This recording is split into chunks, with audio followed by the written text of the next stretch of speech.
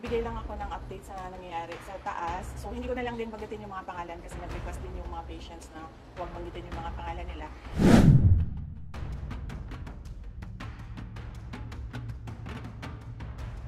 So ang isang patient, may clearance na siya.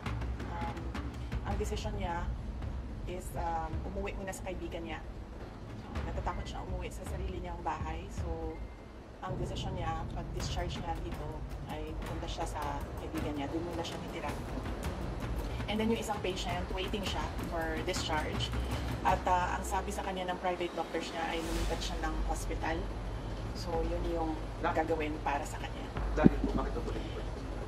Well, hindi niya nasabi sa akin. Ang nasabi lang niya sa akin ay yun yung gusto ng private doctors niya. Na lumipat siya ng another hospital. So, yun din yung gagawin niya. Kasi right now, yun lang din yung pinagkakatiwalaan niya, yung mga doktor. Tunay po siya lilipat. Nag-aantay siya na kanyang discharge and clearance. Yung kontrang order kay Attorney Director Lopez, kung natapos yung today, ano po balitan? Na-extend po ba or hindi na nag-lapse na? Malamang siguro wala na yon kasi nag-aantay na lang yung lawyer dito sa taas ng clearance from all the offices concerned. So, likely baka considered as nag-lapse na yun. But gusto lang talaga ng lawyer is merong document na nagsasabi na cleared na siya. Ma'am, if we get your reaction sa nabanggit po ni President Marcos. Ang sinabi ni Ma'am, kinonfirm niya po yung kumala na text message na nakalagay na in the larger scheme of things, Sara is an unimportant, so please do not file impeachment complaints, whether it's Pinigil or Yes, hindi naman ako mag-comment sa mga remarks ni President Marcos. But sorry, may nakalimutan ako na update sa taas. Gusto ipaabot ng dalawang patients ang pagpapasalamat niya sa inyo, sa media, kasi binantayan niyo daw sila at hindi niyo sila iniwanan. And gusto din nila magpasalamat sa mga doctors and lahat ng healthcare professionals na tumulong sa kanila.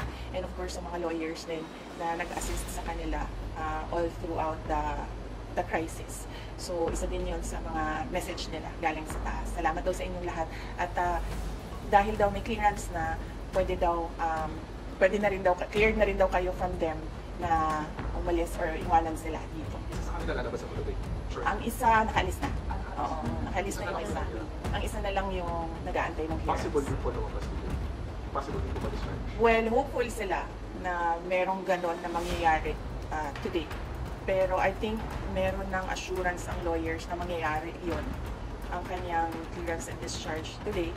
So, nagpapasalamat. Kaya nagpadala na rin siya ng pagpapasalamat dito sa media, sa inyong lahat, sa pagbabantay, pagtulong at pagprotekta sa kanila. Sorry, NBI investigation, December 11. Pupunta po kayo? I'll have to run my schedule day by day kasi nagbabago siya ngayon araw-araw dahil bigla na lang may nangyayari ng mga bagay kaya hindi ko magawa yung schedule ko ng malayo pa. So, we do it day by day sa ngayon, yung schedule. So, hindi ko pa masagot kung pupunta ako sa December 11. Tsaka, ang isang consideration dyan ay sinusunod ko kung ano yung mga sinasabi ng lawyers sa ngayon. So, kung ano yung sasabihin or ano yung advice ng lawyers, yun yung gagawin ko. How about the good government hearing? Yes, oo. Nag-express kasi yung isa, dalawa, tatlo. Nag-express yung tatlong mga resource persons from the Office of the Vice President that